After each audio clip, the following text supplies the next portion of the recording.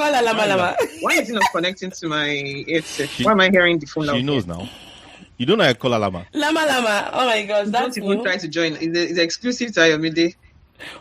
No, I wanna get it on that gig. Lama Lama. I know Lamo. I'm not responsible for any consequences.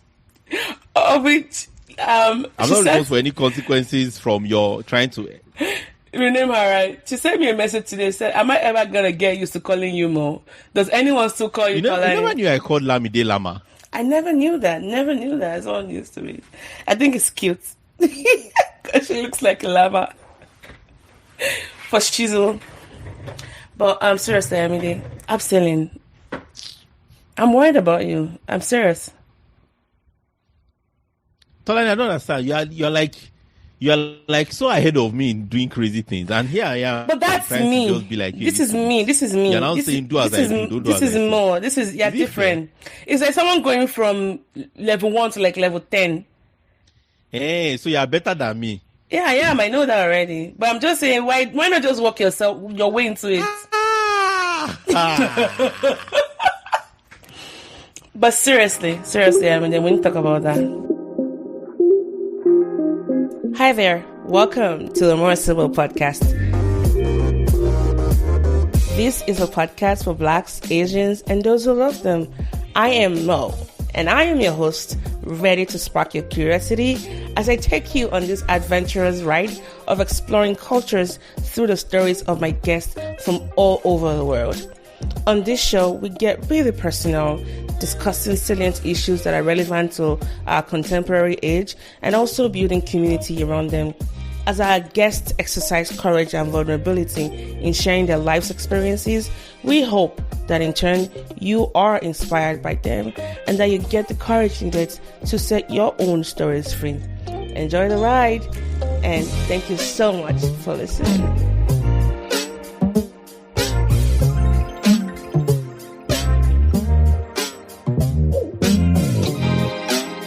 Tolani, can we cancel this call? I think this call is a mistake.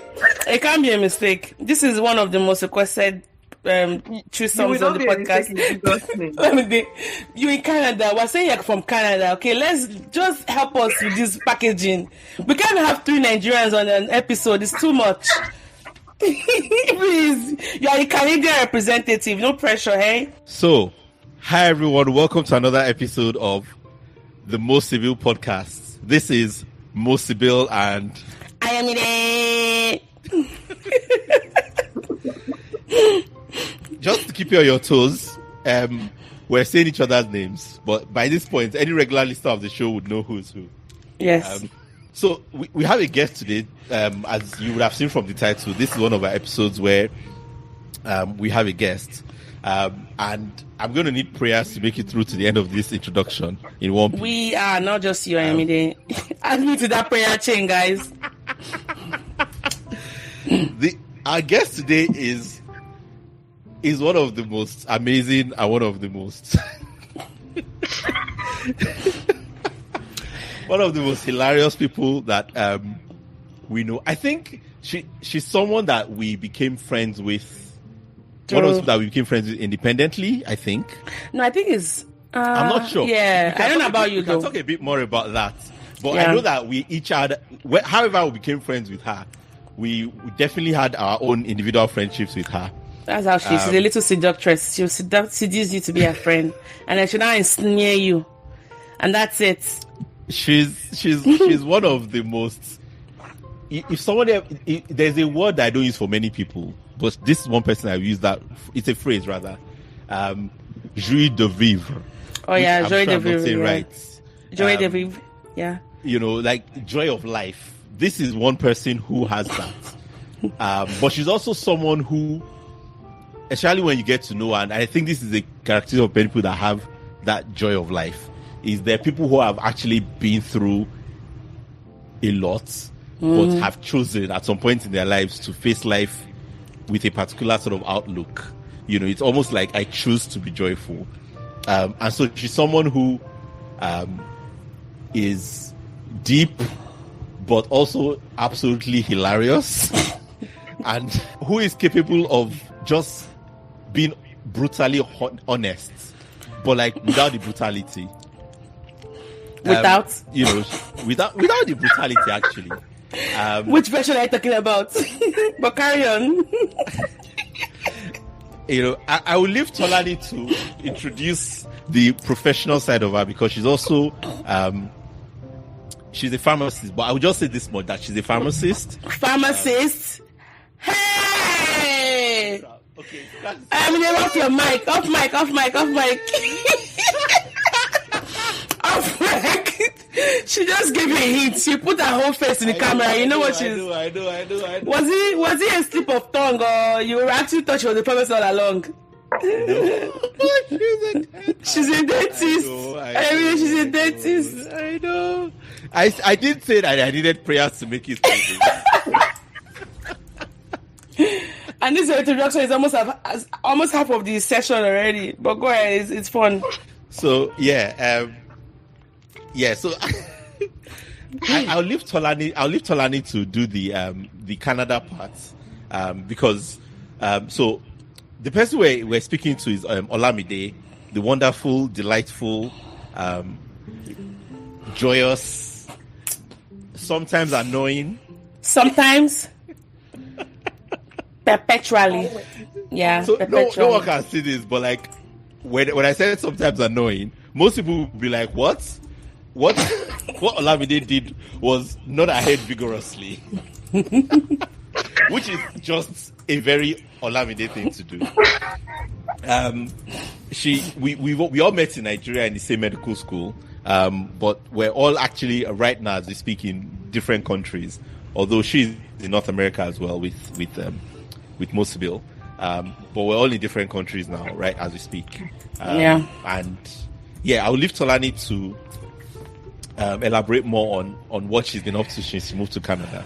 No, I think you did a fantastic job. That's actually something we've not talked very much about. We haven't. We need to talk about that, actually.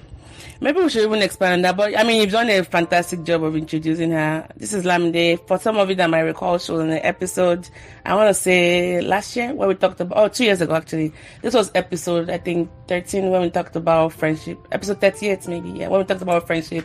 And we've been friends with Lamide since college. And I think we met her. Well, I met her during diploma, so I actually got to know her before you did. Please, thank you very much. I got to know her before you did. We're hustling. We were hustling in diploma days. But she's since relocated to Canada. She's a dentist. She's an entrepreneur. Now she's really navigating to the tech space. She also had an event plan in Lamide events. Yes, Hey. So everyone. We've already done this introduction. I'm sure she's been dying to come because she's been making us laugh. Lamide, welcome back to the podcast. Speaking on the topic of Lamide events, I think we cannot go beyond this introduction without saying that Olamide was the person who planned not just weddings, but your wedding. No. What? No, I know you did. I'm the up your mic. No, it wasn't her. It was Damilola. I know you did Chiamaka's, but I thought you did.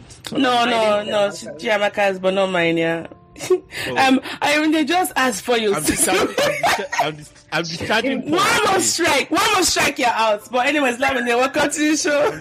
I'm discharging post to the answer. Thank you very much. Oh, goodness. Welcome. Thank you very much for having me again.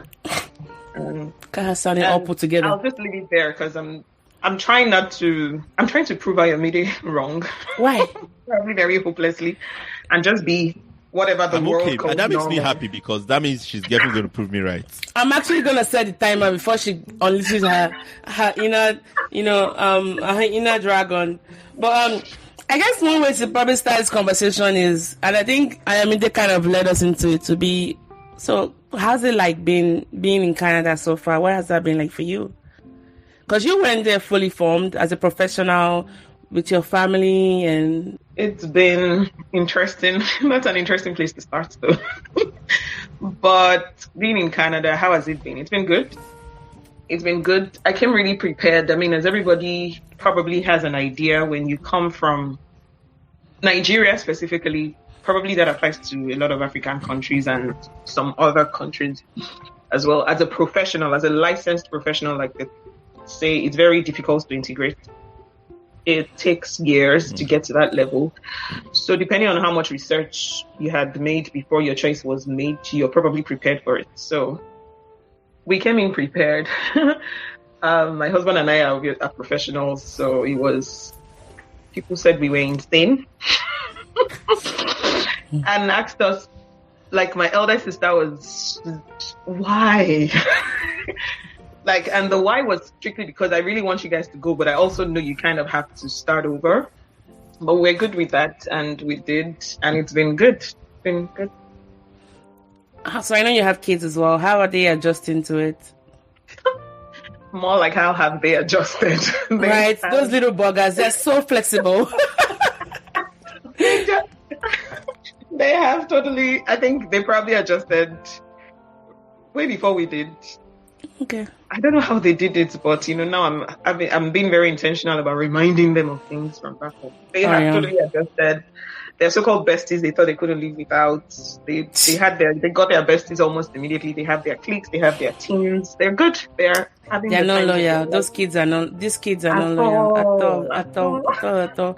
As our parents are still hesitating to make the move. See, you better make that move. Last, everybody will eat breakfast. We'll be all right.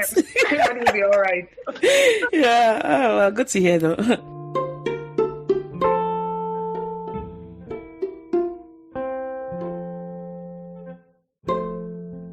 Let's start with how we met. Okay.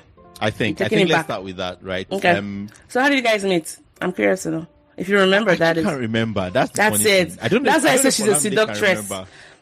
She probably won't. That's why I said she'll just trap you. And trap you like one of those sirens. I remember so many times we had conversations, right, in Medilag. But I don't remember when the first one happened. You know what? I'm going to remind you of this. I have a vague idea. It might not be very correct. But I think the person that brought us together was Ola. Chiamaka. Oh, Quingy. Our relationship had nothing to do with Ola, with Chiamaka, sorry. Oh. So, you know how you come into medical school and they try to get you into fellowships? So Ola was in some fellowship, I cannot recall the name now. And so that was how I met him. And he was friends with you. You guys were pretty close. Yeah. And so we kind of, well, not like I didn't get as close to him. We're kind of close in a weird way because Ola is weird. Ola is Ola. So it was, that was, I think off my head, I think it was later I realized that by the time Chiamaka and I talked about Ayomide, I think I'd already known Ayomide. I think. Of course, all of this is eons ago, so. Because I know I met Ayomide through Chiamaka. Yeah. Yeah. But you and I, Lamide, how did you become friends? I knew it was through diploma. That question is going to be hard because. But I remember your Amina Hall. Oh my God, and your roommates and. For sure, it was diploma. Definitely diploma. I don't know if it was from, we started out at multipurpose hall. I know Chiamaka and I were already friends. Yes. I'm wondering how we walked into each other and became friends because of our personality. But somehow, like the beautiful, wonderful human that I am.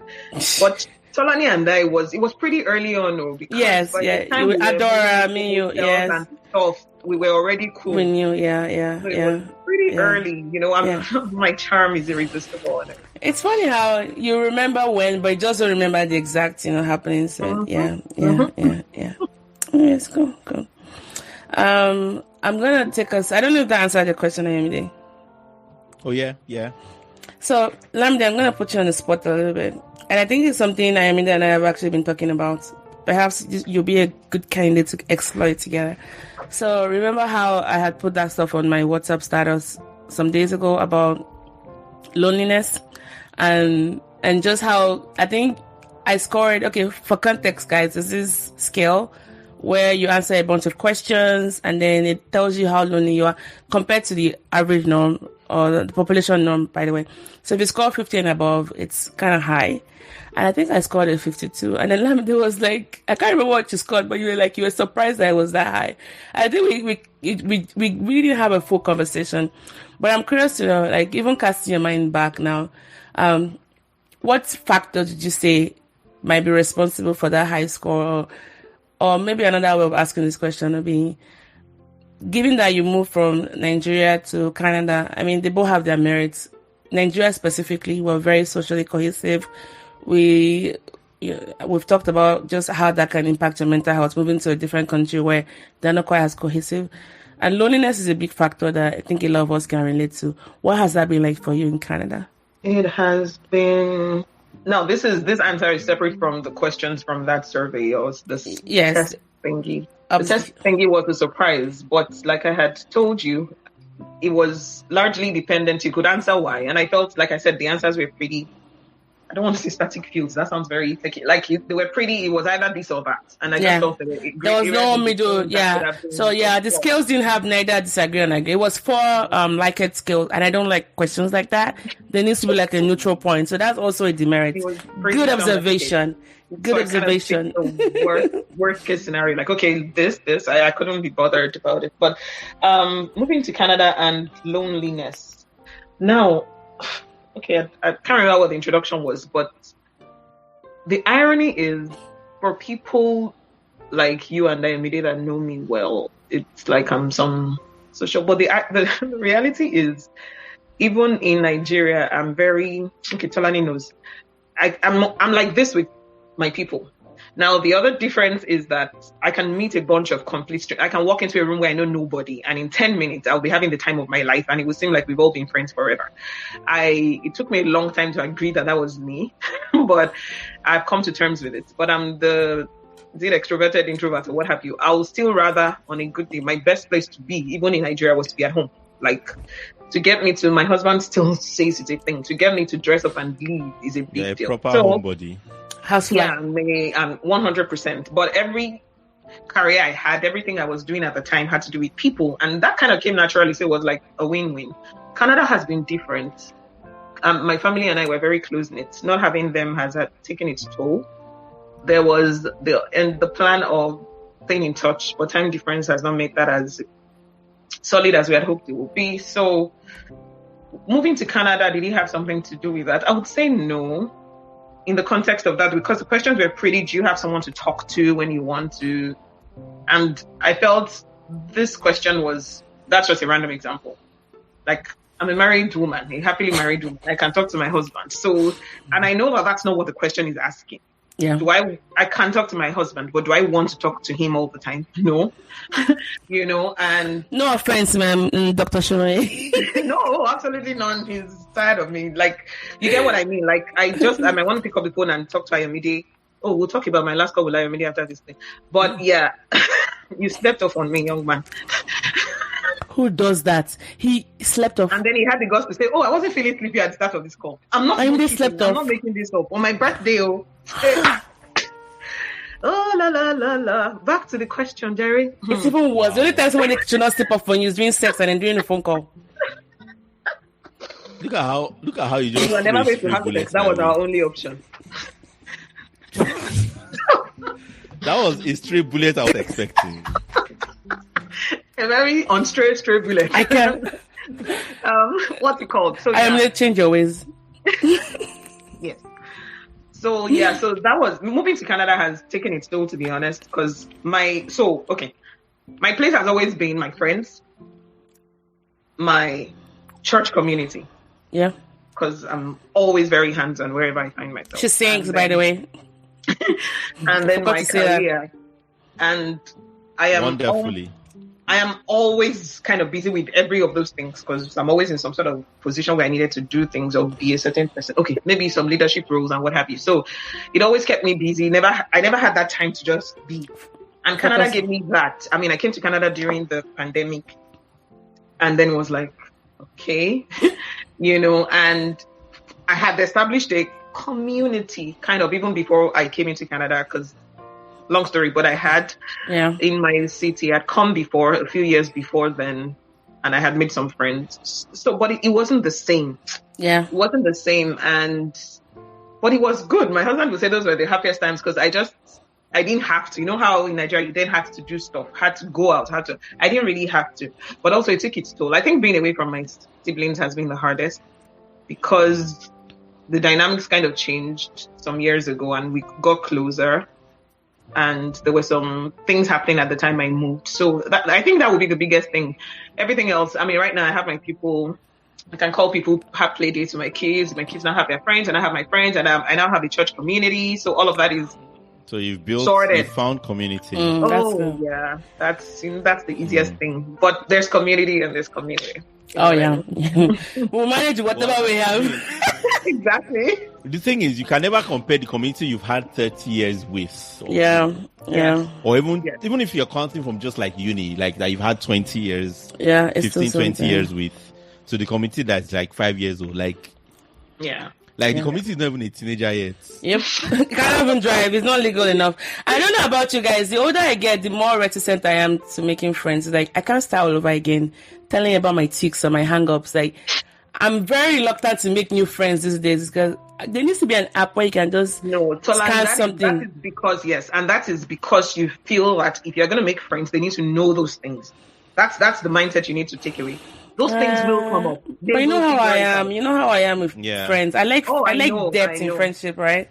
I know. So, I'm trying to work on friendships being just, I don't know what the word is. Just it's all or nothing. That's me. Very organic. It's like different friends exactly. For me, it's like different friends for different. Oh, you chameleon. That's the exterior cheaters like that. No, you have Falake somewhere. You have Roberta somewhere else. When I'm not Cisco. You got them. I just realize that if you think about it, too much, you will not. I would just let it be, because I realized recently I had to open my mind to if I was gonna have. What if there's these amazing people, and they are, right? They're amazing people. I mean, I made a friend. It was weird. I made it off topic, but I made a friend, someone that I really connected with, and I met her sometime towards the end of last year. Guess how we became friends? I met her at a party, and she looks like Domitilo. Oh, Bumty. And I thought I was going crazy. So I called my husband and I said, Mayowa, please, who does this person remind you of? So he says hi and says, wow, you remind me of Bumi Taylor.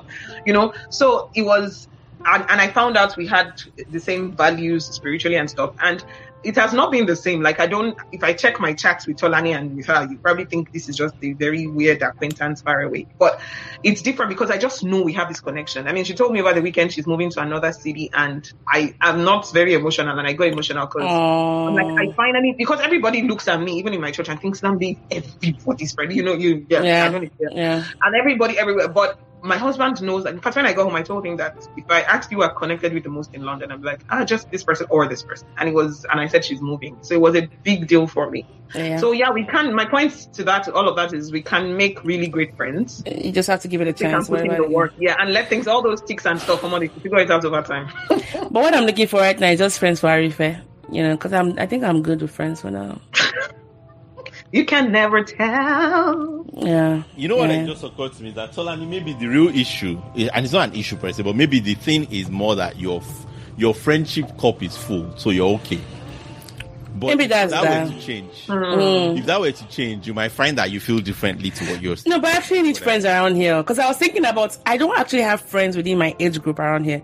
A lot of my friends are older than me, which I like because I tend to learn more from them. Yeah. Mm-hmm. But I need somebody that, because my older friends now, they're, grandparents, a lot of them are grandparents. A lot of them also have like full careers. They can't just do like adrenaline pumping things with me. So what I'm looking for, so this is the candidate I'm looking for. If anybody's listening, you must be a resident of Oklahoma. You must live about 20 miles from me. How many years experience? I have some quirks, some weird habits you should be able to. I mean, I'll accept you the way you are as well. But I'm into like spontaneous events, like traveling, like just with a weekend notice, like friends like that. I want to do every aspect of your life together with, and I really haven't found it. English, but that takes time. But I want like it. The way I think I'm with Lamide on this one, actually. Like, I feel like there's that organic thing, and because I've seen cases where someone is like saying, "Oh, I need this friendship to be this," and for me, it's like almost having a child and saying this is what the child should be. It's like, no, you need to see what the child will be before you then know what direction you are moving the child in, rather than the child has not even It's like the child is not even crawling yet. You're already thinking about, oh, this child is going to be X. Yeah. I mean, I get you guys. It's almost like mentorship. You can't expect everything from one mentor. You have to diversify your portfolio. But a girl can only dream, right? I don't know if you guys also do this. Like, for your friends that are far away and maybe you don't really keep in touch as much as before, you start looking for traits of those people in the people around you. Like, I have a Lamide proxy. I have an Lamide proxy. So just in case you guys are not filling my cups, I know who to go to. Now, who's a serial cheater? You know the irony. You know what the irony would be. What is the irony? You didn't set out to look for them. You probably found these people, and this reminds me so much. Yes. So that's part of or maybe on a deep philosophical level, my body was just searching for them in the universe, and I found them. Law of attraction. Cheesy much.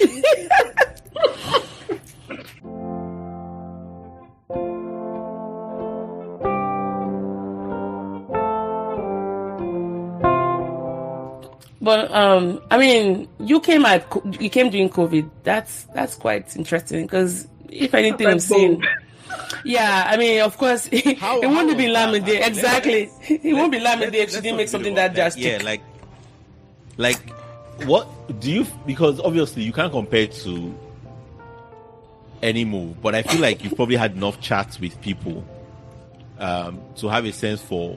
I don't know. Do you have a sense of what was different because you were coming at that time?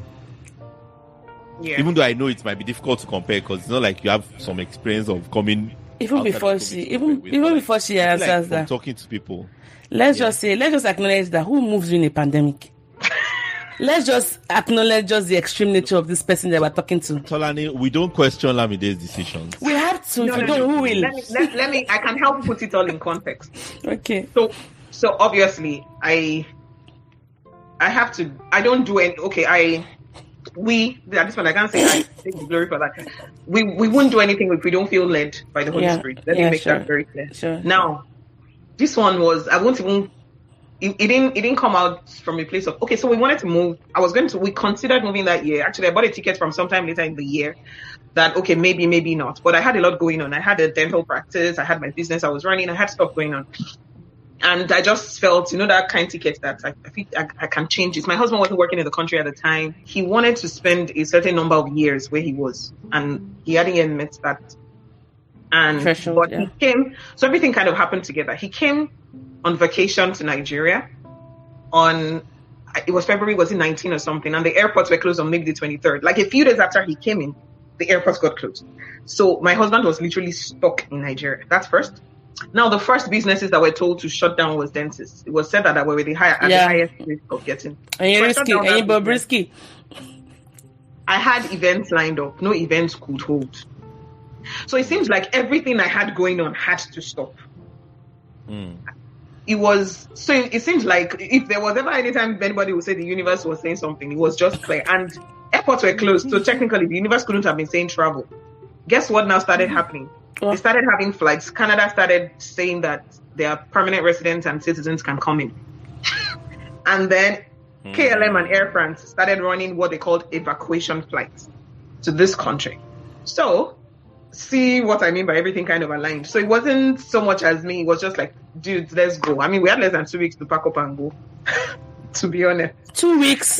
Less than. Wow.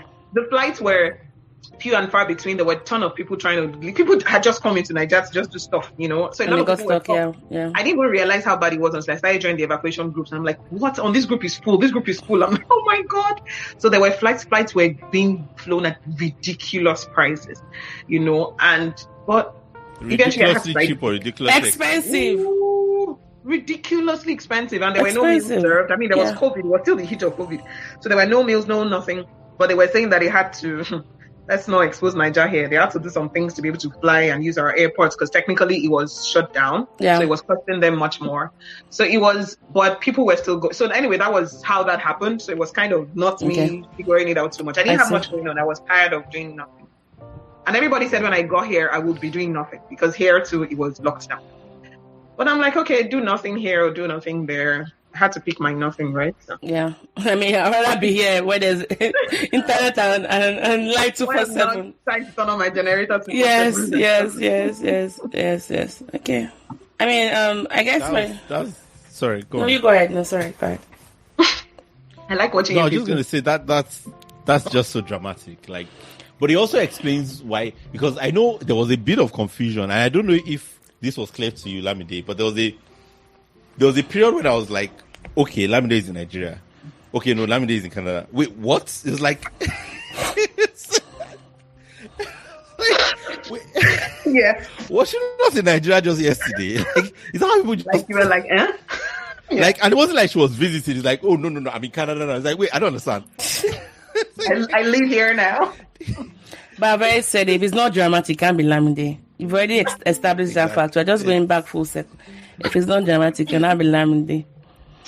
Anyways, but let's go back to that loneliness piece. I think one thing we're beginning to see right now is one of the post complications, which long-term studies and all that, is that loneliness from COVID, right? I think there's that, even though people have for the most part, a fresher perspective about life and what's important, but now the other side of that conversation is, I'm just burnt out. I want to avoid people. I want to avoid things I was doing before. And we're seeing like people getting into more despair and also loneliness on the increase. Now, the loneliness that I described in the beginning about you moving from a more socially cohesive country like Nigeria to Canada is one. Have there been some residual loneliness or perpetuated loneliness that you could attribute to COVID? If so, how are you, handling that? I would say no now.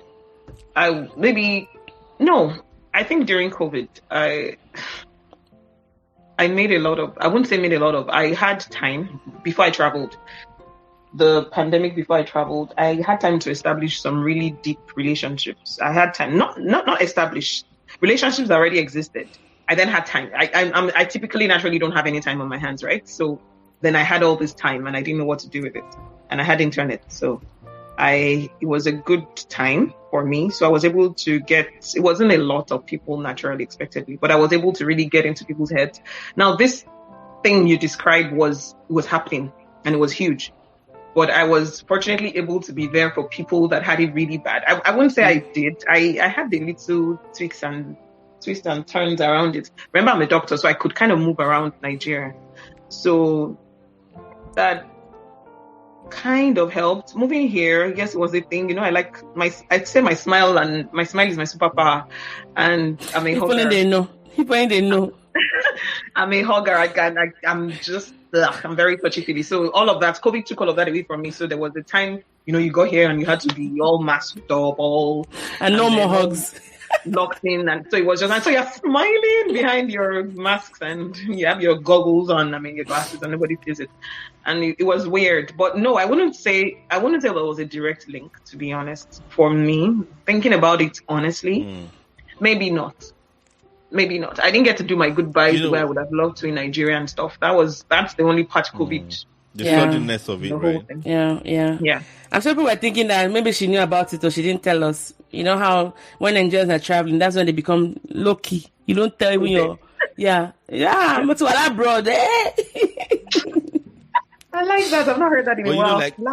You talking about the hugging thing actually reminds me of like, after the whole COVID thing, I remember the first time I hugged someone and it just felt so odd and so necessary and so... I just wanted to just sink into it. Be careful. Hashtag me too. Oh, him. Okay, never mind. But hey, man, me too. But did you take permission? Because it was weird. Did you ask for consent? Yes. Canada is so weird. No, definitely. Can I hug you? At that point, you had to. If you do like this, everybody knows there's a hug coming. No. But post-COVID, you had to ask, I think, because you wanted the person to hug you without feeling like, oh, now your hand is out, so I have to hug you. Awkward. I feel not just awkward, but I feel unsafe. Yes. right? I feel like I'm putting my life at risk. Not everybody, up until now. I mean, we don't wear masks and stuff in Ontario. Everything is good. Honestly, everything is down. We're like back to pre-COVID. Yeah. But there are still people here and there that still wear COVID. I understand that it might be at risk people, but sometimes there are some people that are not at risk of anything. Yeah, still wearing a mask. I would still rather not. Yeah. Oh, you still have to ask. Oh, is it okay to give you a hug right now? I met someone recently actually who, and I don't know if, because this is someone I've just met and I've just started to become friends with, so I don't know whether this is a thing that was there, like a germophobia thing, or whether this is a COVID thing. But I realized within a few that this was someone that if I ever put out my hand, it was always like fist bumps. And there was one time I tried to shake him, and I wasn't thinking about it. It wasn't deliberate. It wasn't like I was trying to sort of like sneak a shake up on him, like try and force him to shake me. And he grabbed my wrist instead. And I remember feeling bad because I felt like I had put pressure on him. But I didn't even feel awkward. Like I didn't feel bad. I didn't feel embarrassed. I felt embarrassed. I didn't feel embarrassed. I felt like, oh my goodness, he must have. I felt so came on too strongly. I felt awkward for him to hold my wrist. Exactly. So after that, I was very conscious of like, not. That is so weird, though. As in, exactly. But like. But I honor it. Like I honor it. Like I'm not saying this to make fun of this person. I'm saying it. No, we get it. Yeah. The changes, added to that. Everybody has germophobic. Like COVID made a lot of. Yeah. Or imagine, like I have friends who were germophobic already. You can imagine how much harder it must have been. No, it was easier actually. This thing. It was easier because now I have an excuse. It's like, Solani, why you? I have an excuse for my. Yes, don't talk in the corner. On behalf of the germophobes, actually, it gave us more reason why we don't have to explain our quirks. I used to travel with mask on before masking became a thing, and people would look at me like people were looking at me like I was weird. Now I don't have to explain. It was actually one of the best times of my life. I could wipe everything 24 times a day, and nobody would look at me like I had OCD. Yeah, talking about friends when they're right in front of you. So there wasn't a stressful period for us. Since you were curious to know. It's actually on behalf of all of them in the community. Yeah, well, we were good. Like, really good. Like, finally, what we've been telling you guys. You have to explain nothing. What have we been telling you guys? It's like, we were right. Exactly, we told you. We told you guys. But sorry, go ahead. I just wanted to make that. Surfaces weren't safe. You should have listened to us. Yes. No.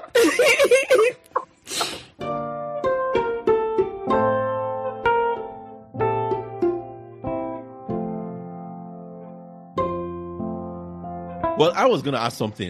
You've talked about the fact that you left your business, you left your events, you left your practice, and one of the things we've talked about on the show a number of times is the sort of odd phenomenon where, for many of us who move to these countries for opportunities for our children or for just different sorts of opportunities than we had, there's a sense in which moving here is a step down.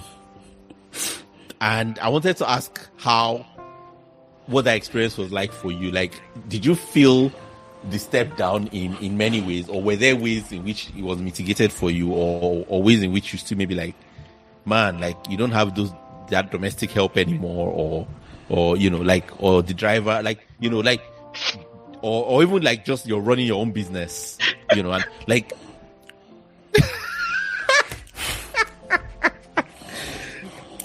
as the person who gives the blow by blow commentary for those who can't see what's going on, Lamide she just broke into fake tears. Now let's find out how real the tears are.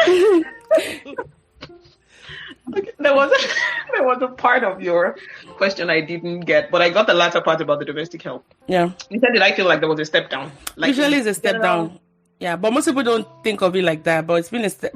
But I think you should expand on your question so she can get exactly. Is it just in that sense of standard of living? In what sense of it? I was going to tell Talani that you know how sometimes you watch some shows and they put bloopers. That I was going to actually mention that to her, that you guys should, because I can imagine your life is bloopers. with both of you, they're bound to be a lot to make us, especially on those really serious podcasts, right? So I'm like, I was going to mention that, and I never did. And you might want to listen to it for this. We like leaving some of them in because it makes it fun. So you can listen to see which ones did they live in. Although we always take, if people ask us to take anything out, we always take that out. But you were gonna explain your question. Explain the question about the step down. Right. So hopefully in the podcast, this is where people continue from. As in, we've left the path. So, so what I mean is, like, there's so many examples, right? It's things like having a driver, or even if you don't have your own driver, because the truth is that most of our mates, I'll say someone that most of our mates in Nigeria at this point have drivers, right? At least one. Well, let me not say most, but a good number have drivers. Yeah. Right? And many of us grew up in families where there was a driver. Right? Or at least, maybe not all through our lives, but like at some point, maybe our parents had a driver. Right? And many of us grew up in families with domestic help or had domestic help. Mm-hmm. You know? And all these sorts of things. And I was thinking recently, I was talking to somebody here recently, like a white English person, and I realized these experiences this person does not have. Like, you understand what I mean? Like they don't know it. It's something many people will never have. It's weird, right? And for many of us, we move here and then we have to learn to do things in the house for yourself. Yep. Right? You can't just call Babarisi and fix the. Like, do you know what I mean? Like, oh my God, any work. No, any work. Yeah. You know what I mean? Like, you have to learn totally like all the DIY and all this stuff. You have to become handy by fire by force. And God will help you if you not buy a house by yourself. You're bad. Right. Painting yourself and all this stuff. But then I'm also thinking of and let's not lie. For many of us, we just pay for it to be done because they're like, look, it's inconvenience, right? I didn't come here for this. Right? And like a lot of our white friends look at us like, why are you spending that money? It's like, sorry, I'm sorry, please. But then apart from that, I'm also thinking for your case, especially, like, you also had a business running, right? And that's another thing, because it's not like you can't do that here, but here it's a whole, it takes a while to get those sort of things started. You talked about the professional qualification part. Yeah. There's the fact of of people coming to terms with the fact that you not only speak English, you're very competent in English. In fact, you're more competent than many people in the country, right? So there's all these levels of sort of like coming to terms with, like, yes, there's ways in which the countries we come to are better. Of course, that's why we're there. We're not idiots. but there's also ways in which our experience is worse.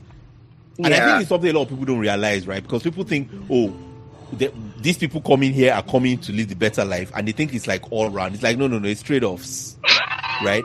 If not for condition, crayfish should not bend. Our country is good.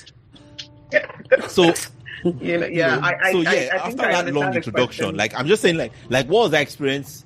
What were the aspects of that experience that you struggled with, or maybe even still struggle with? Exactly. What were aspects that you thought you would struggle with and actually find out that, like, so if people come here and find out, I kind of like DIY. That happens. Or, there's people who I kind of like growing my own vegetables, actually. And people find some of those things to be the case. So, what are those discoveries for you? A lot, for sure. Because, to be honest, like you said, in Nigeria, life was easy.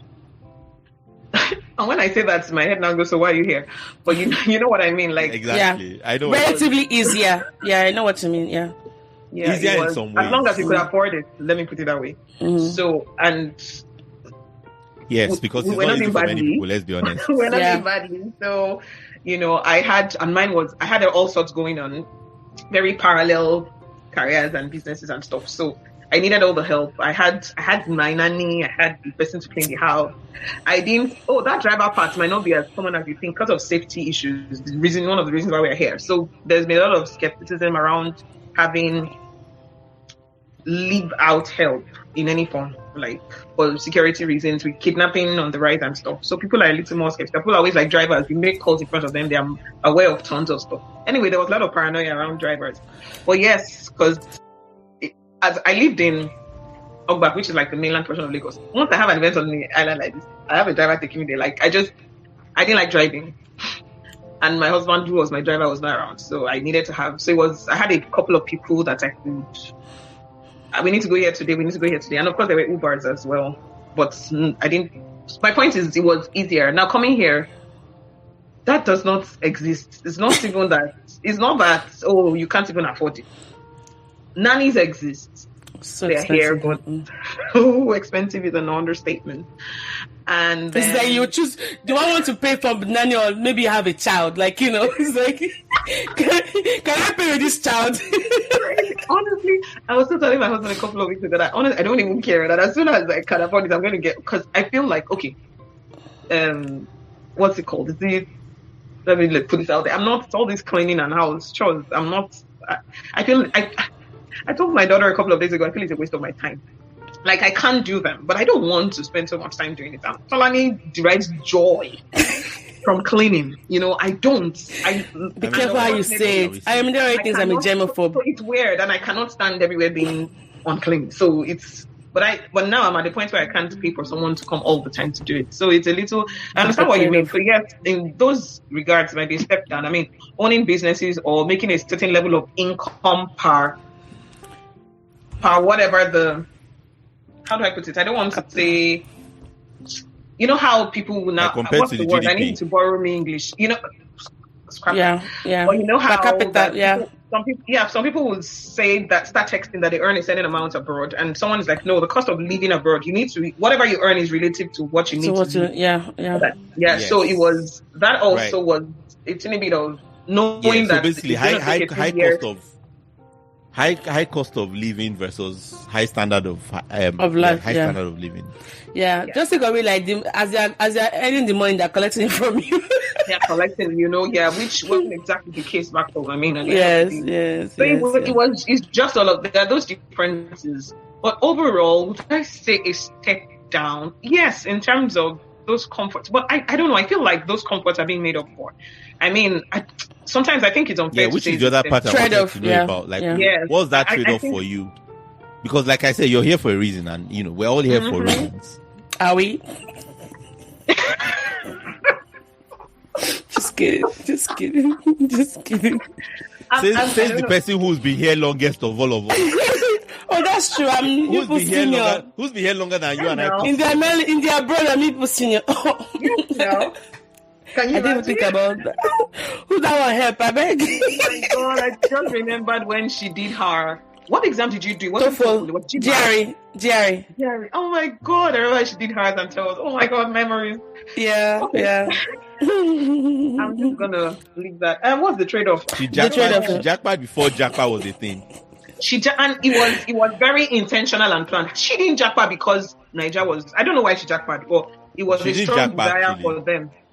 No, Taiwo knew what he wanted. Like, these people knew exactly what they wanted. Tolani would have been useless as a Nigerian. I'm sorry. I don't mean that in a bad way, but Tolani had so much. She's always had so much in her. And there was just she found her ways of expressing them, don't get me wrong, but it just wasn't enough. Like, every time when I was stalking her, when we were not even like friends, I'm always like, thank you, Lord. As in, there are ways for her to express all of this. Okay, imagine Tolani being a professor in Unilag. In Medilag. Or learning Korean in Nigeria. Tolani much less making Korean food. You all should respect Nigeria. I mean, it brought us all. Let's not bite the finger that fed us. But I think I would. To be fair, you can do these things in Nigeria now. You can, It was perfect. So I felt I remember sitting in that room in RMO, and Ty was saying what his plans was and how determined. And I mean, he had it all set up. I'm like, this is perfect. For Tolani, they were in my head. I was like, people are just perfect because I needed Tolani to do that. I just thought she was being totally okay. The trade-offs, the good parts of your trade-off. Thanks for that, by the way. I've forgotten so many things. Yeah, we don't think about this. No, we don't. To be honest. Yeah. Trade-off. I don't even know how to answer that question, to be honest. I would I don't know. Maybe like your children like growing up in a I don't even think my children. Do you know what? Because my daughter asked me this question a couple of months ago. That if Nigeria is so bad, why are her cousins still there? And she talks to them. She's in touch. Everybody seems to be living a really good life, and she feels like she's missing out. You know, and it's difficult to explain to children the bigger picture, which I tried to. And then after a while, we just stopped saying, okay, would you like to go somewhere where you had to use generators and stuff? And she was like, no, I don't want traffic. She remembers the traffic very well. And she's like, Mom, whatever happens, I don't want the traffic anymore. And so all of the, I do this like weekly or bi-weekly assessments where I just say, if you had to choose now, where will you be? And I realized I would rather be here. You probably know. I keep thinking everybody doesn't know, but everybody probably knows. I'm like very simple, minimalist. I'm very easy. I don't need the pump, and I was enjoying what it was. It's for what it was because that was my career. Yeah. But left to me, this is me. I mean, my husband would never live in a place where if you could hear cars driving by, for instance. But this was in Nigeria. He wouldn't. He had to live in an estate that you had to drive into. So we both. It was weird that it was two of us that met each other. We are just very okay with things just being okay, which is not very good in the long term, and which is not very bad too. Yeah. For what it was, and I can worry about all of you together for the rest of your life. Yep. Not a good thing, but so I would, once I read the news, I'm worried about what's going on. If I hear a sound, so it was a lot of peace I didn't realize I didn't have in Nigeria. Like I can at past 12, I'm like, I forgot to put gas. And by tomorrow morning night to be so I can leave. My husband is not asking me where I'm going because he's not worried about anything. The trade-off is not measurable. The trade-off is the entire standard and condition of living. And is that quality of life? Yeah, quality of life that has come as a result of that, and which honestly you cannot compare. I think it's really unfair to try to compare both, because to get that wonder quality is not even attainable. To try to get something close to it in Nigeria, you know what you have to do. You become your Ministry of Power, Ministry of Works, you become Ministry of Finance, you become Ministry of, you had to put so many things in place to give yourself that sense of safety and that sense of, and the fact that I don't have to worry about all of that, which for me were the major things. Everything else, that was just it. And that would be the trade-off, for lack of a better word. I mean, it's funny how even in everything you've talked about, these things are things that can be intervened upon, improving infrastructures and all that. And it goes to show that people that move from countries like ours to countries like, Canada or US, it's not because we got tired of our people, it's just some things that are missing, and so our experiences will still bring them with us. And so I hope you don't look at us like we're just seeking, greener pastures for nothing. There's a reason why people make that move, especially when you're older and accomplished. I mean, Lamide was a dentist. She was doing fantabulous in Nigeria, having to uproot your family, your 2 kids and your husband. That's a huge sacrifice right there. Sorry to cut you. There's this part I say, how, I mean, now I work in tech. Okay. It took me how long? We need to talk about that because you're the last person I would expect to be. Yeah. And I realized that when people say I move for my children, I never understood it because in my head I'm like, I'm moving. Well, I'll move. The reason why we moved is a different topic altogether. We moved because God asked us to. It was a battle because Nigeria was, that's where my thing is. So it was hard. I'm sure Tolani could not really relate with me being the one that traveled, kind of, because I was very. So, I moved because I was asked to. That's the initial. That one is a different. But I look at my kids and think that they don't have to attach someone's, what's it called? The complimentary cards. Yeah. On their resumes to the ministry. To get a job. Yeah. A job they are qualified for. Probably overqualified for. I mean, the fact that they can just do what they need to do, put in the hard work, and the system is in place for them to become anything they want to be. And I'm glad that I'm able to leave this now, because I'm going to literally tell them, remember when I came in and this. And in less than how many years, your mom can show them. All I needed to do was put in the work. And you were able to. Can I do this back home? Because there are just so many bottlenecks, too many things, right? Unnecessary things, totally human, man-made. It's not even systemic and man-made, that we've just put in blocks we've put on the roads towards people's successes. For me, that's a big deal. But that's the only part where my children portion of it comes in. I was already investing what I could into education. But when they finished, what was going to be waiting for them? What if they didn't want to be dentists or event planners? That means they couldn't even come into my supposed company or whatever conglomerate I think I'd built at the time. Yeah. How could they find their places? And here, I just feel good that whatever you want to be, you can be without me needing to know Justin Trudeau. Yeah, that's a big thing. Again, infrastructure's in place.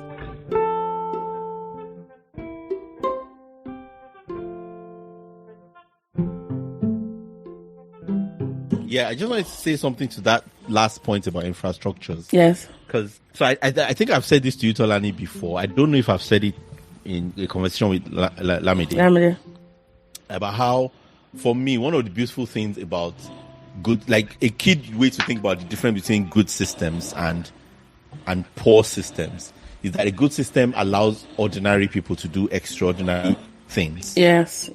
Whereas a poor system requires extraordinary people to do ordinary things. Wastage. Right? That sums it up perfectly. And that's sort of the challenge with, I think, many of us, not just Nigeria, but like in a lot of these countries. Extractive countries, yeah. We live for opportunities. We're looking for places where we can do extraordinary things. Especially because we feel like we're even a bit, maybe hopefully, we're maybe beyond just ordinary. And maybe we're even ordinary, but the point is that we can do extraordinary. We can do much more than this, yeah. Whereas, and we don't want to be in places where you need to be so extraordinary just to do something that's basic. Ordinary. Yeah. Exactly. Yeah. And I think, when you talk about and definitely is that something nobody wants for their kids. If you can help, because not everybody has that privilege to be able to leave the country. I mean, it's so spot on, because I was also thinking about the other day. I got on, when I was done as I was finishing pharmacy school, one of the best places to work at then was with NAFDAC. And I remember hearing about their interview process. I thought it was a joke until I experienced it. What they have you do is to type up a document. I'm not kidding. You type up they give you a one-page document and they have you type it on a computer. And if you followed it according to how they did it, that's how you got the job.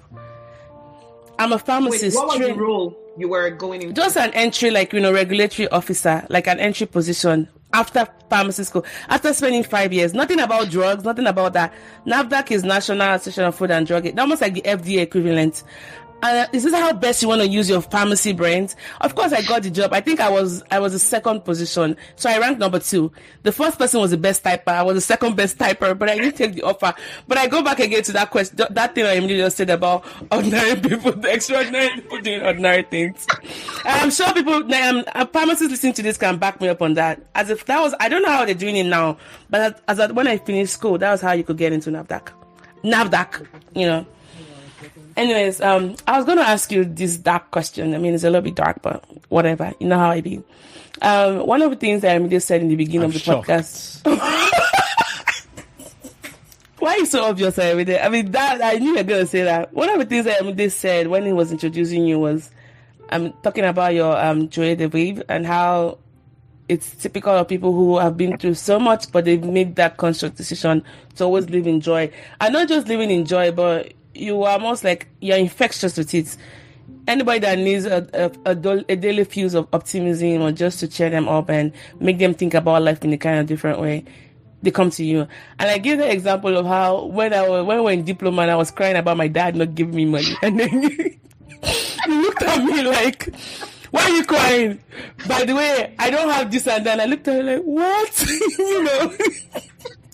And you're like, I'm just telling you because I want to help you. And I'm like, how is she helping me? And Lamide be Lamide. So go ahead, Lamide. That was a classical word. You've never mentioned this story. Oh, she has a lot of stories about me. She has a lot of stories about me. I know it took her a lot. But my point is that it's so Lamide plausible. Like, you don't even need to convince me that happened. And I'm sure for her, it was like, how can I deliver this girl from her misery? That she will listen to me. This is what, let me just, because I'm sure it took a lot for her to open up like that, because they won't really talk about herself that. And I looked at her like, and since that day, I think my life perspective just changed. So you be was instant. as in like That works. it's just like I don't want you to worry about me. Okay, I'm fine. Okay, I'm okay. I'm just okay. But I mean, like, what would you say is the source of your joy? Because one of your favorite thinkers is Jordan Peterson, and he didn't come up with this quote, but the Buddhist will tell you life is all about suffering, and he's trying to make meaning out of your suffering that really makes life worth living. And I think even one episode we did with Lamide about the events you go through, the ones that are not so pleasant, you have to be the one to ascribe meaning to it. The meaning might not come organically from those experiences. What has kept you going despite all of the setbacks you've had? And I know Sibyl mentioned a couple, your mom's death, being the most recent one that, really, really, because you lost your dad when you were in high school, and then your mom, I think that was a very huge blow to you. And I think some other things you probably haven't been able to share publicly. What keeps you going, really? What keeps me going is the people that depend on me. And I don't mean that in any depending. Okay, this is going to be very difficult to say. I don't think it's something I have ever needed to put into words. Because I had to think about it. I was going to say God. I'm like, nope, this was way before you knew God.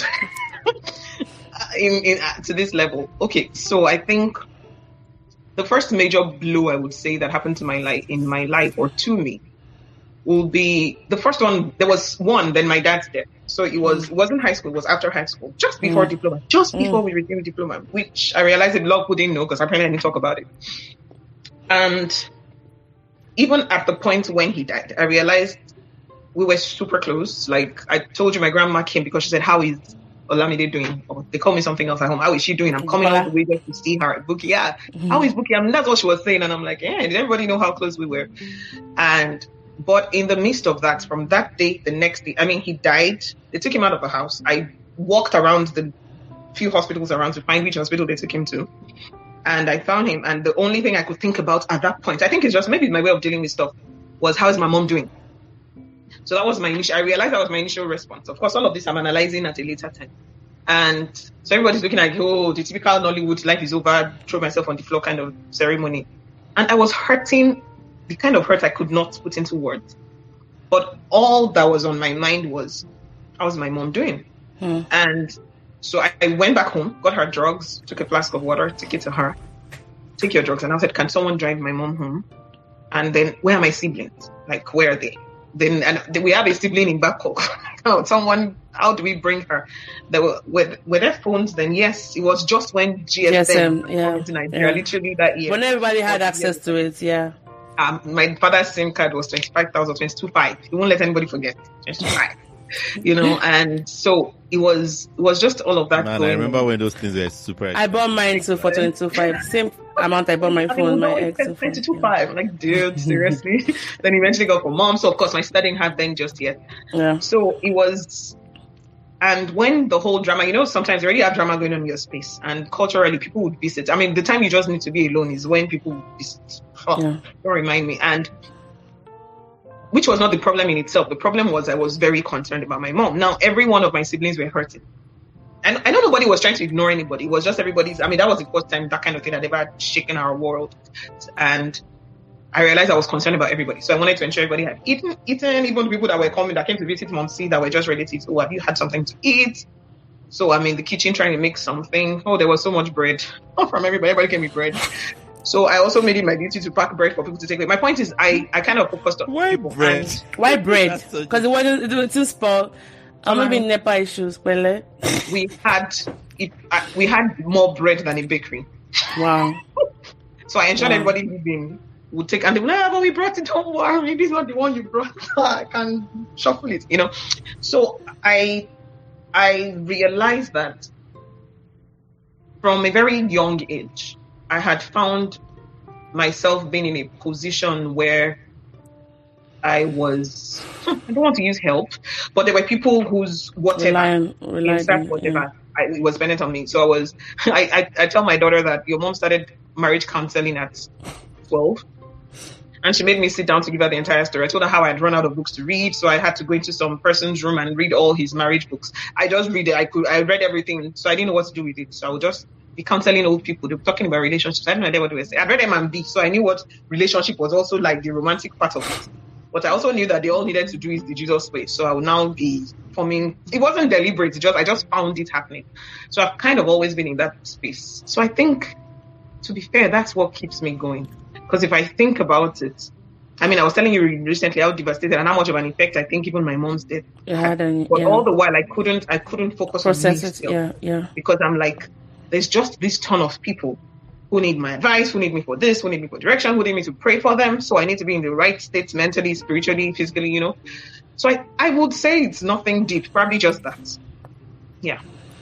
I'll let the resident psychiatrist chime in on that, because that coping mechanism, I understand it, but I was just thinking how very Lamide that is actually. Like that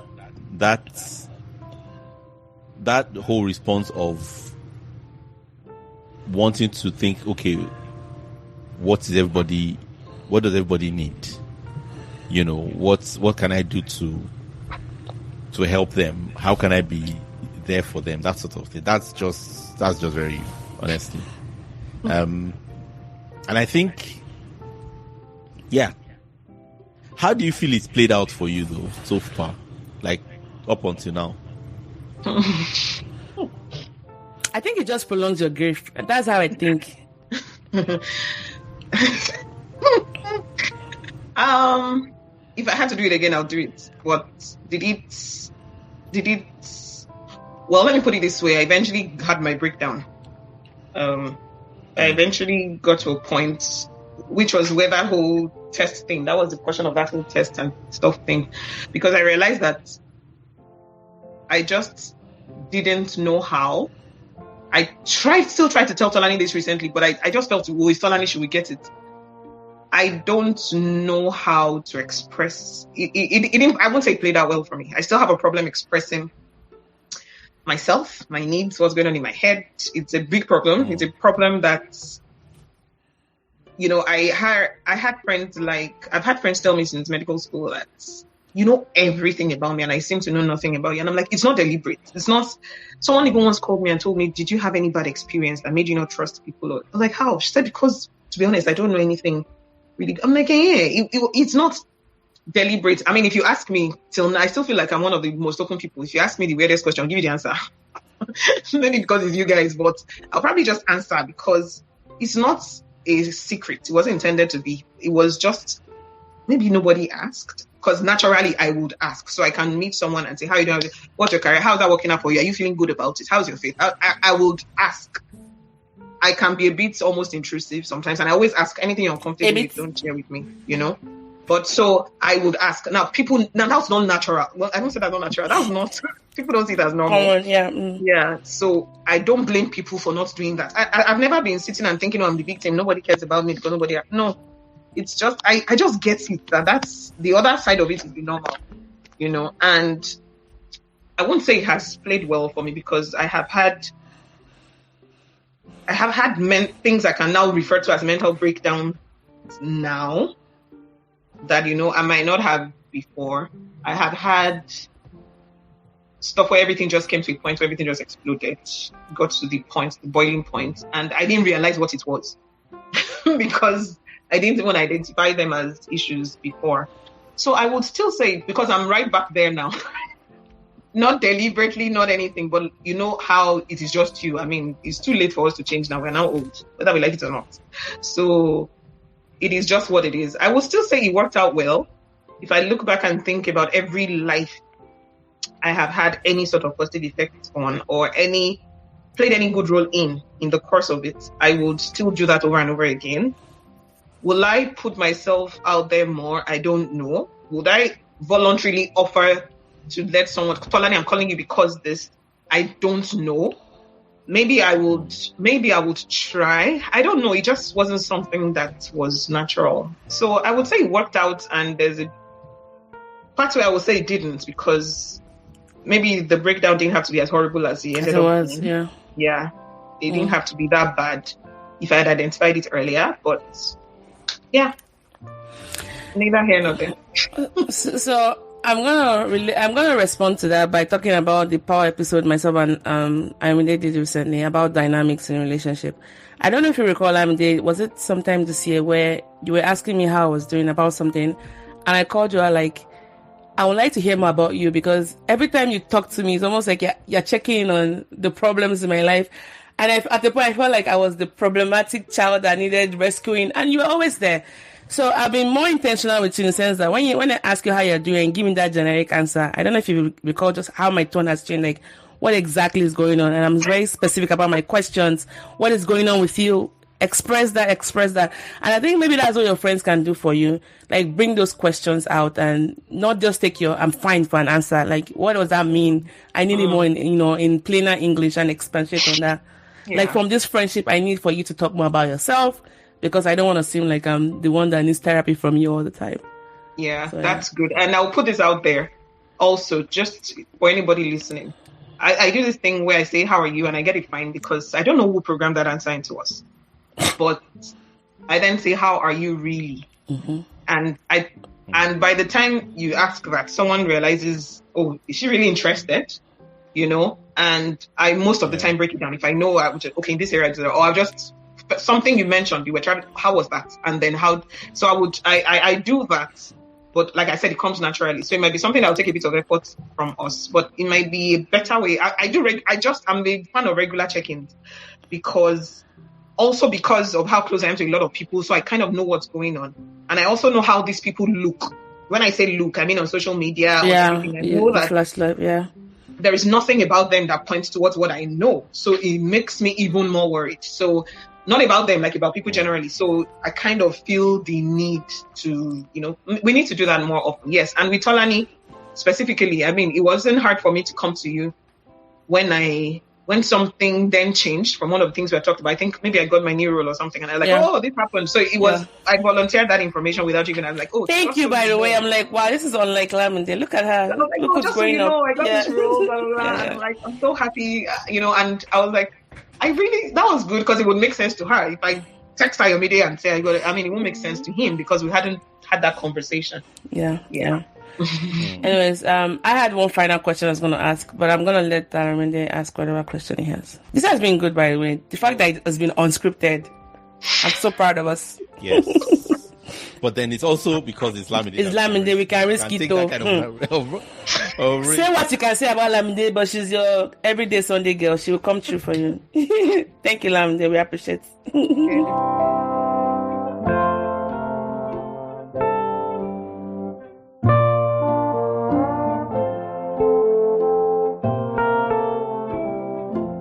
I just want to say that, just still on this topic, that I see this thing that you're talking about, and I think I've always seen it, and I recognize it, because I'm like that too. How come I have friends like this? You know. Oh, I know. That's so true. How come I'm collecting friends like this? Is it me or you guys? I think it's you guys. I know. Tolani, let me give you a bit of a background before he finishes his question. There was a time I was fighting Ayomide from my heart too. As in, what was? Hey, I just remembered the fight, and I just had a brain block. I was still in Nigeria. Were you still in Nigeria? Were you even married then yet? This was a while back, and I was angry. Guess why I was angry, Tolani? Let me just put it. I was angry because I was trying. So that time I was feeling some type of way. I really did not know what it was. It was difficult for me to put into words because it's not something I do. So I was expecting Ayomide to figure out that I was acting different and to help me. Now it was in Ayomide. So Ayomide, you are the psychiatrist. Ayomide. How can you be asking Ayomide? But they're saying the picture started pork chops. I mean, all this one. Or karate. Like, it was that deep. If you don't put your mouth, Ayomide will not know. If you don't put your mouth, you have to clearly state it. I'm like, wait, Ayomide, did you visit me? Did you by any chance visit me when I was working in Ogba? In Ogba? I don't know. I'm picturing us taking a walk down a certain street. I'm not sure, but I knew something was off. I didn't know what it was. So I'm like, let me talk to Ayomide. My guy is now a psychiatrist. So maybe what I said didn't make any sense. Because to be honest, maybe I never really said anything. But I'm just like, so I now called him like a few weeks that you didn't realize I was trying to talk to you. I was trying to get you to I was trying to get you to talk with whatever I was trying to do. I was telling him that was what I was trying to do. And he was like, hey, and he still did not act. Oh my gosh. Like, I had done everything I felt I could do. I literally told him, I need your intervention. And he still did not intervene. I'm still beefing you. Now that I remember, I'm re-beefing you again. Yeah. I know what you have said. I can't remember the time you are talking about. But I think I do, actually. I think that was the only time I ever was actually really pissed at you, genuinely. But maybe you weren't very clear, because when you see they're in crisis, it actually always comes true, mostly. I think I have a memory of what you're talking about, but it's not a core memory. No, I don't remember it in detail. It's a forgotten memory. I feel like I have a sense that. Go where you get. I feel like I have a sense that something like this happened actually. Oh, indeed. I was going on and on about it. And to be honest, every time I laughed. And I would finish that call. He laughed at you. And it wasn't laughing. That's the thing. I knew. Like, I would finish and have a conversation with myself. That Ayomide is not laughing at you.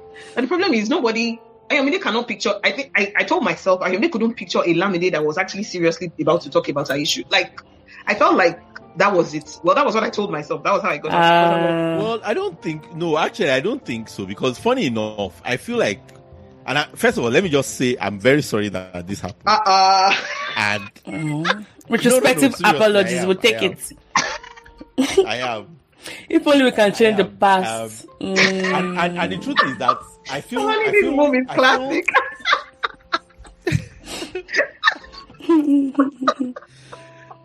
Let me tell you why I'm apologizing, because I know enough to know that it's something I could, and this is unfortunate, but it's something that I could have done. But it's not something I would have done. I would like to think it's not something I would have done realizing the seriousness of the problem. I think it's more likely to be what when we talked about it later, is, that's what you said. Yeah. Which is that I did not, because sometimes I can be quite perceptive, I know, but sometimes I can be quite clueless. So that was the king of your cluelessness. That was sometimes and obtuse. Sometimes, because in this case, I then came and told sometimes. Wait, I'm still talking. Sometimes. Will you stop? Sometimes Ayomide. Let's not be too. I'm with Tolani on this one, because when I had gone through my whole drama in my head, I now made it clear. So I'm like, dude, this is what is going on. In fact, I just need the psychiatrist part of you or whatever. In fact, during that after that conversation, I asked you to give me the contact of someone I could talk to, and you did. Yes. Oh, Tolani, he did. So you cluelessness on steroids. Like, your friend is telling you, okay, if you cannot help me, give me one that can help me. And you give me. Do you know something I'm just thinking? I remember this part. I'm also thinking. No, not the other times I asked you for someone else. So this one was for me, and it was just as a function to make you know. That was a strategy to make you realize. So she's serious. Almost Tolani, he didn't walk. He just said.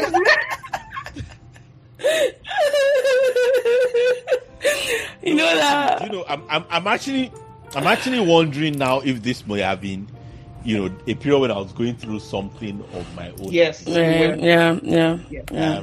I can answer that for you. You were at the same time. Yeah. Yeah. So I don't.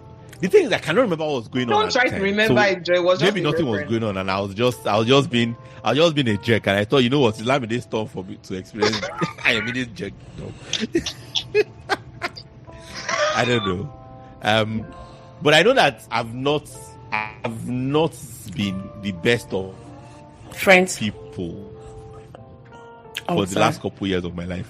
To many people, no, best of people in general, including to my family, actually. So even my mom, even my, like, I don't know why this one. I'm sorry.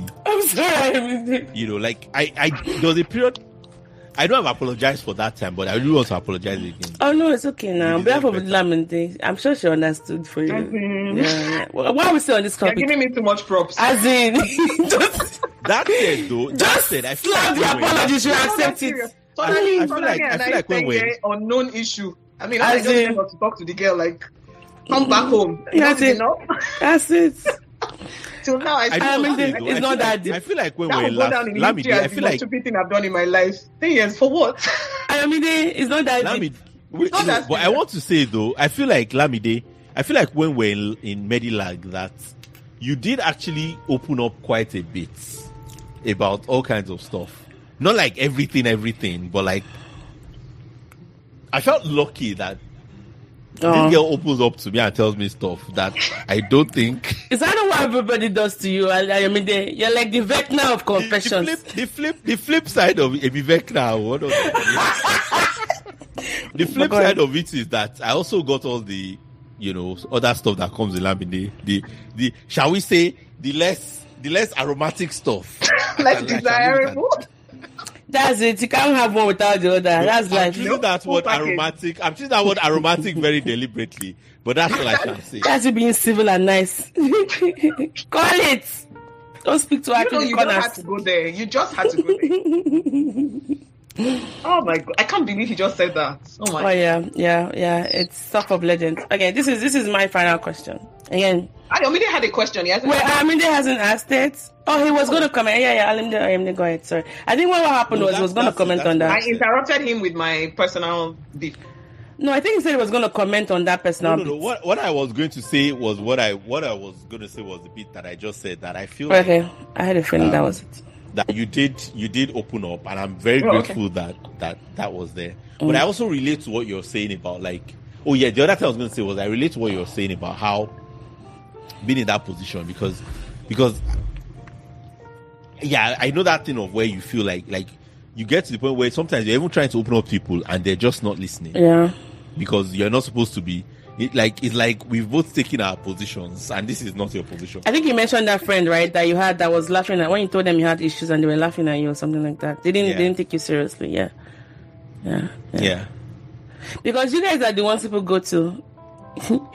I need you for life so you cannot have issues.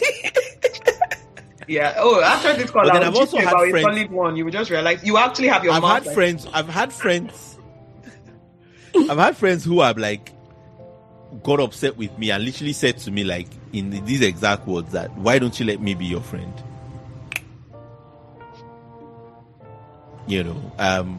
Which I'm grateful for as well because I used to friends with them. It's just habit. Like after a while, I think some of it is like it's not like you're choosing to hide. It's like what Lamide said. Like you just forget that people do care and want to listen because you just gotten so used to sort of. But wait, am I like this with you guys? You come with a shovel. Wait. Because let me just be sure, because I think I'm one way. All right. Moment of truth. Where are your dead bodies? We are exhuming them. Okay, we're good then. We're good, right? We're good. Okay, good. No, I don't. And it was. Now I'm thinking about it. My relationship with like Tonlani Chiamaka, especially that combination, because they were roommates and it was two parallel relationships. I don't know how I did it. You were chronic. You were the bad demon before it became a thing.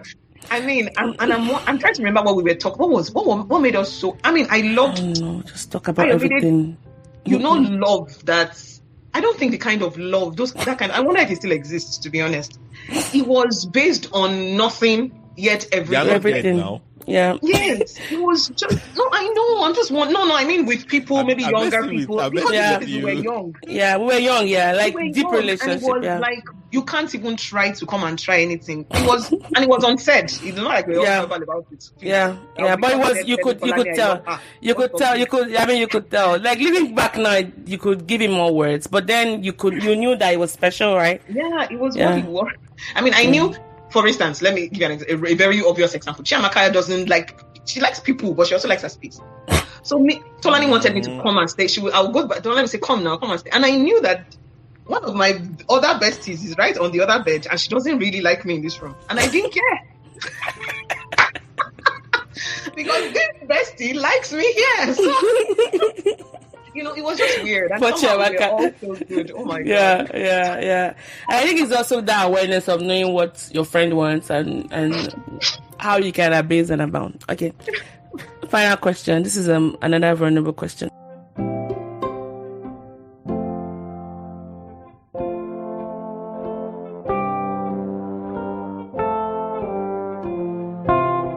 So we get it. You're great, right?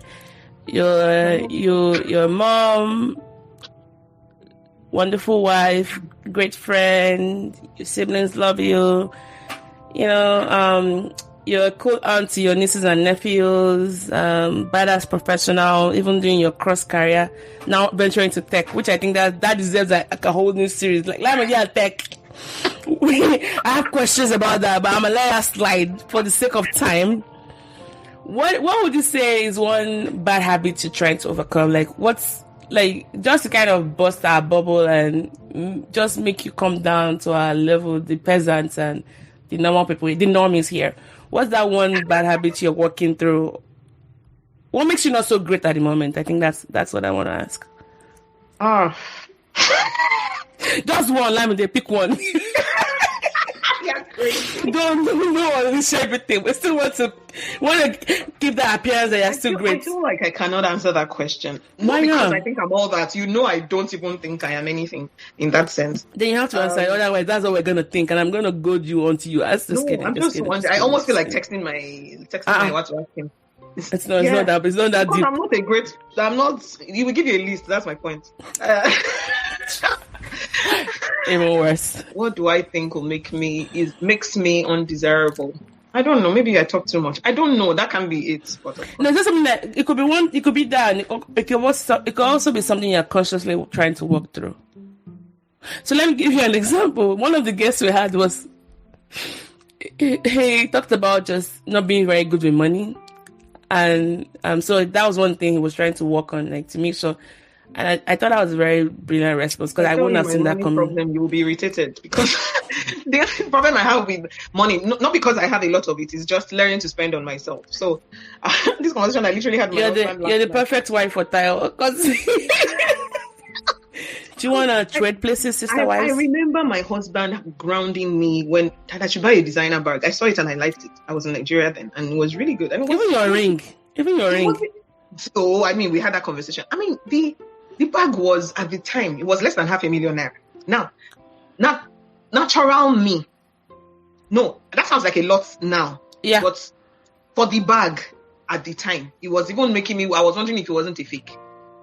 Now, Tolani, please, if you see me carrying a designer bag, which you will laugh. I will be like, what are you doing there? You never I bought a bag. You bought it? A 10,000 naira bag. No. You bought a bag, but not the bag. The bag. Not the bag. I thought I bought it. I won't say that's the less desirable portion. This was aside. I realized that I don't prioritize myself, which is still falls. It's still a fallback to what we've been talking about. The question, yeah. And so I decided to start being conscious of it, and it has been hard. Now, when I say I've been trying, it has been a while. Like it's been months. It's been almost a year, a little over. And I'm still finding it difficult.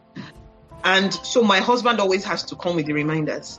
He will just randomly ask, what do you think you really want right now? So it's not so bad that I don't even now have that want. So it's not even that I want it and I'm not getting it. I can't even identify what I want or what. Say, what will make you happy right now? I'm just thinking, nothing. Take the kids out of the house and give me 2 hours or something. As in, it's just always something like that, which is also important. But so the money part is probably not it. But I still can't think of something. So I don't know. Not because there's the other things I can think of are things I probably won't be able to share. No, I think that first part I think you've answered it, prioritizing yourself. And I think it also keys to what you talked about when you explained how grief, you took your time to grieve and until you broke down.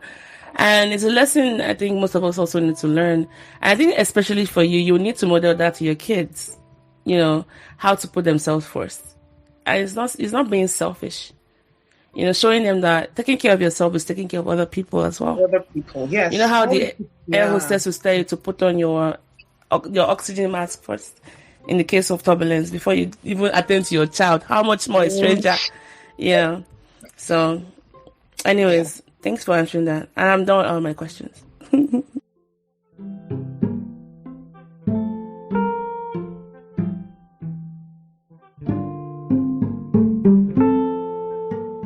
There are very few people that I can count on both hands how many people we've done like this flexible, spontaneous conversation without having like at least a guide. And I think it goes both ways. You trust us enough not to like embarrass you, and we trust you enough to come through. So thanks for trusting us. Yeah. Thanks for having me. Yeah.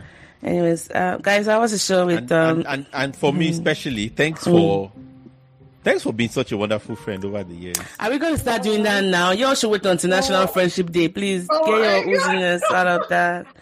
Yeah. That's all I'm going to say. Yeah, Lamide, you're a fantastic friend. And you know what? It's so hard to compliment Lamide because you know she's going to use it against you in the court of her law. It's like Chiamaka. You can't even... Part of the fun for me of complimenting her is also because it makes her squirm. It makes me very uncomfortable, and I know he knows. Okay, let's do that. Turn this into a crazy joke or just shut up. So I'm trying to shut up. Anyway, seriously, really nice to have you, and thanks a lot. And thanks for being a good friend. And I wish you the very best in your new career. And a good guest. And I'm gonna be on you. We need to take that trip together someday soon in the nearest future. And I want to be hearing how you're taking care of yourself on a weekly basis. There are little things you can do. You know me, I'm not short of ideas when it comes to that. I have 99 problems. Taking care of myself is not one. It's not one of them. Maybe I need to come and learn how to be less self-centered from you. Food. Now that I think maybe food. Food will be I like food. But you don't want to put on the weight, right? And then you start feeling guilty. We can't have it though, because the things I like are almost illegal or unhealthy for me. But guys, this was a show with Mo and every day and Lamide. Yes.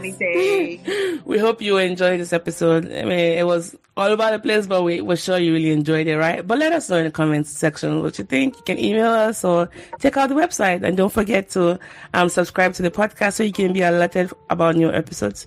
Bye, guys, and take care. Bye. Bye. Okay, I have stopped recording. Go ahead with your...